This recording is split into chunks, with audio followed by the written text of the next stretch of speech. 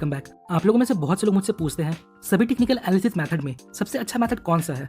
तो यहाँ मेरा आंसर होगा, अगर आप डिमांड एंड सप्लाई ट्रेडिंग पर मास्टर कर लेते हो तो डेफिनेटली आपको अपने ट्रेडिंग जर्नी में एक इंप्रूवमेंट देखने को मिलेगा, क्योंकि सभी टेक्निकल एनालिसिस मेथड में डिमांड एंड सप्लाई का जो मेथड है वो मोस्ट पावरफुल है। और हाँ, अगर आप सिर्फ डिमांड और सप्लाई के कॉन्सेप्ट को मास्टर कर लेते हो अलॉन्ग विद रिस्क मैनेजमेंट, तो इतना ही काफी होगा आपको एक प्रॉफिटेबल ट्रेडर बनाने में। तो क्यों सप्लाई एंड डिमांड ट्रेडिंग इतना पावरफुल है? इसके पीछे बहुत से रीजन है। लाइक अगर आप सप्लाई और डिमांड के बेस पर ट्रेड करते हो तो आप ये पता लगा सकते हो कहाँ बड़े प्लेयर्स, बिग बैंक्स या इंस्टीट्यूट्स बाइंग एंड सेलिंग कर रहे हैं। दूसरा, सप्लाई और डिमांड का कॉन्सेप्ट यूनिवर्सल है, ये हर टाइम फ्रेम पे काम करता है, चाहे वो 5 मिनट का हो, 15 मिनट का हो या फिर डेली टाइम फ्रेम हो। तीसरा रीजन, सप्लाई और डिमांड सभी इंस्ट्रूमेंट पर एप्लीकेबल है, चाहे आप स्टॉक ट्रेडिंग करते हो, कमोडिटी ट्रेडिंग करते हो, फॉरेक्स, इंडाइसेस एटसेट्रा। और एक प्लस पॉइंट है, चाहे आप एक स्विंग ट्रेडर हो या इंट्राडे ट्रेडर या फिर स्कैल्पर, ये सभी टाइप के ट्रेडर के लिए एप्लीकेबल है। और लास्ट पॉइंट, अगर आप सप्लाई एंड डिमांड के बेस पर ट्रेड लेते हो तो यहाँ आपको एक अच्छा रिस्क एंड रिवॉर्ड मिलता है। सो ये थे कुछ रीजंस जिसकी वजह से सप्लाई एंड डिमांड ट्रेडिंग बाकी ट्रेडिंग मेथड से ज्यादा पावरफुल है। तो सप्लाई और डिमांड के 4 पिलर्स है, जिसे समझकर हम सप्लाई एंड डिमांड के कॉन्सेप्ट को मास्टर कर सकते हैं। Number 1, what is the concept of supply and demand. Number 2, how to identify and draw supply and demand, मतलब हमें कैसे सप्लाई एंड डिमांड जोन को आइडेंटिफाई करना है और कैसे हम उसे चार्ट पे ड्रॉ करेंगे। Number 3, identify high quality and low quality supply and demand zones, मतलब हमें high quality and low quality के डिमांड एंड सप्लाई जोन को आइडेंटिफाई करना है। And number 4, where to enter and exit in supply and demand zone, मतलब हमें कहाँ entry करना है और कहाँ एग्जिट करना है। तो सप्लाई एंड डिमांड के कॉन्सेप्ट को समझने के पहले, मतलब सप्लाई एंड डिमांड क्या होता है, ये समझने के पहले हमें मार्केट स्ट्रक्चर को समझना होगा। आपको ये समझना होगा जो मार्केट है वो हमेशा बैलेंस टू इम्बैलेंस के बीच मूव करता है। तो बैलेंस टू इम्बैलेंस का मतलब क्या होता है? तो इसका मतलब कुछ इस प्रकार का एरिया, यहाँ आप देख सकते हो कुछ एरिया है जहाँ मार्केट कंसोलिडेट करता है और कुछ एरिया है जहाँ बिग मूवमेंट्स है। तो इस डायग्राम से हम समझ सकते हैं कैसे market balance to imbalance move करता है।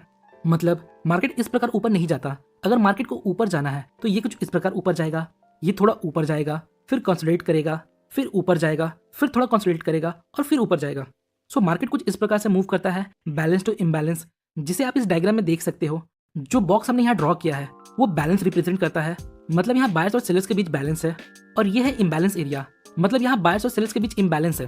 तो ये वो चीज है जो आपको डिमांड एंड सप्लाई के कॉन्सेप्ट के पहले सीखना है। तो इस वीडियो में हम सिर्फ बैलेंस एरिया पर फोकस करने वाले हैं। और एक चीज जो आपको ध्यान देना है, आफ्टर द बैलेंस जो मूवमेंट आया है वो कितना स्ट्रॉन्ग है। जितना स्ट्रॉन्ग मूवमेंट होगा उतना ही स्ट्रॉन्ग हमारा जोन होगा। अब देखिए, 2 तरह के सप्लाई एंड डिमांड जोन होते हैं, पहला है रिवर्सल जोन और दूसरा है कंटिन्यूएशन जोन। और सेम डिमांड जोन भी 2 प्रकार के होते हैं, पहला रिवर्सल जोन और दूसरा कंटिन्यूएशन जोन। तो रिवर्सल जोन में प्राइस एक ट्रेंडिंग मूव के बाद कंसोलिडेट करता है और फिर रिवर्स हो जाता है, और कंटिन्यूएशन में प्राइस ट्रेंडिंग मूव के बाद कंसोलिडेट करता है और फिर अगेन अपने ट्रेंड को कंटिन्यू करता है। तो ये थे 2 तरह के सप्लाई एंड डिमांड जोन। ये था basic of supply and demand. आइए अब समझते हैं कैसे सप्लाई एंड डिमांड जोन को आइडेंटिफाई करके उसे मार्क या ड्रॉ करना है। यहाँ देखिए, ये एक रिवर्सल सप्लाई जोन है।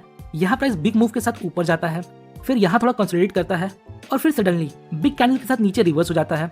याद रखिएगा, ये जो रिवर्सल है यहाँ हमें स्ट्रॉन्ग मोमेंटम चाहिए, मतलब मार्केट बिग स्ट्रॉन्ग कैंडल के साथ नीचे आना चाहिए। तो ये एक स्ट्रॉन्ग सप्लाई जोन है, बिकॉज यहाँ हमें एक स्ट्रॉन्ग मोमेंटम देखने को मिलता है। और सेम कॉन्सेप्ट डिमांड जोन के लिए एप्लीकेबल होता है। प्राइस नीचे आता है, फिर थोड़ा कंसोलिडेट करता है, फिर हमें यहाँ एक स्ट्रॉन्ग मोमेंटम देखने को मिलता है विद बिग ग्रीन कैंडल्स।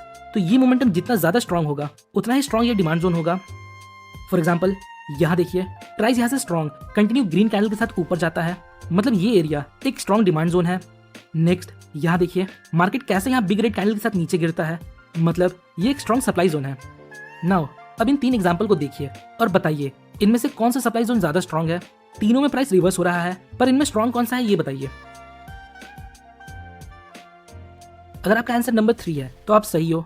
तो नंबर 1 और नंबर 2 की तुलना में नंबर 3 ज्यादा स्ट्रॉन्ग है, क्योंकि जो थर्ड एग्जाम्पल का रिवर्सल मूव है वो बाकी दोनों के कंपैरिजन में ज्यादा स्ट्रॉन्ग है। यहाँ देखिए, एग्जाम्पल नंबर 1 में प्राइस को वापस इस लो तक आने के लिए 7 कैंडल्स लगते हैं, और एग्जाम्पल नंबर 2 में प्राइस को वापस इस लो तक आने में 6 कैंडल लगते हैं, और वहीं एग्जाम्पल नंबर 3 में प्राइस को वापस इस लो तक आने में सिर्फ 3 कैंडल लगते हैं।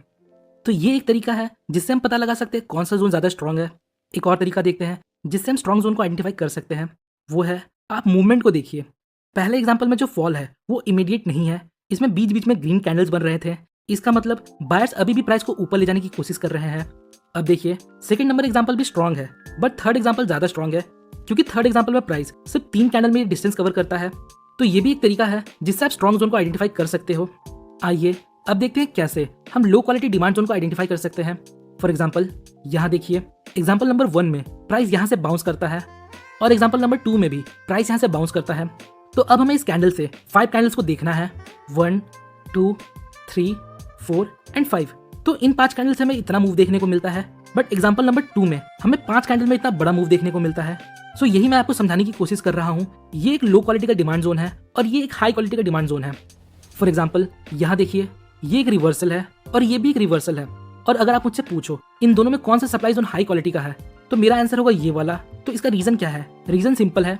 यहाँ देखिए, यहाँ हमें फास्ट मोमेंटम या बड़े कैंडल देखने को नहीं मिलते हैं, बट वहीं यहाँ देखिए, यहाँ series of big red candle बनते हैं जो हमें बताता है ये एक सप्लाई जोन है। आइए एक और एग्जांपल देखते हैं।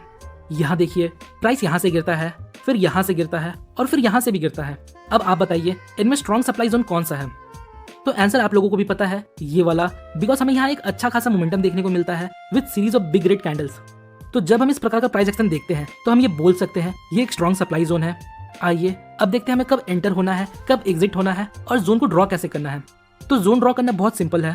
फॉर एग्जाम्पल अगर हमें सप्लाई जोन ड्रॉ करना है तो जिस कैंडल से प्राइस नीचे गिरना शुरू हुआ था, हमें इसके पहले जो कैंडल है उसके हाई एंड लो को लेते हुए एक सप्लाई जोन क्रिएट करना है कुछ इस प्रकार। और प्राइस जब वापस इस लेवल पर आएगा तो हम बेरिश प्राइस एक्शन को देखकर यहाँ ट्रेड ले सकते हैं।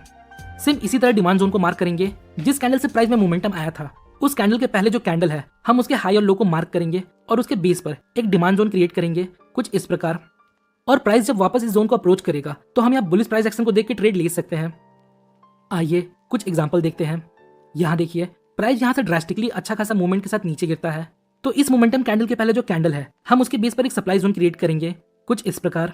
नेक्स्ट प्राइस वापस इस सप्लाई जोन को अप्रोच करता है और यहाँ kind of bearish long wick candle form करता है, बट हमें कंफर्मेशन का वेट करना है, मतलब एक रेड मोमेंटम कैंडल जो इसके लो को ब्रेक करे।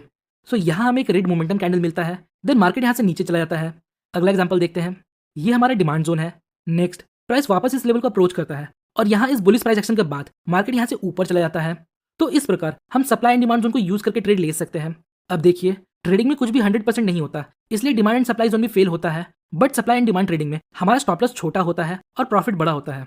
सो होपफुली गाइस आपको इस वीडियो से थोड़ी इन्फॉर्मेशन मिली होगी। अगर आपको वीडियो इन्फॉर्मेटिव लगी तो वीडियो को लाइक और चैनल को सब्सक्राइब जरूर करें। मिलते हैं नेक्स्ट वीडियो में, तब तक के लिए best of luck for stock journey.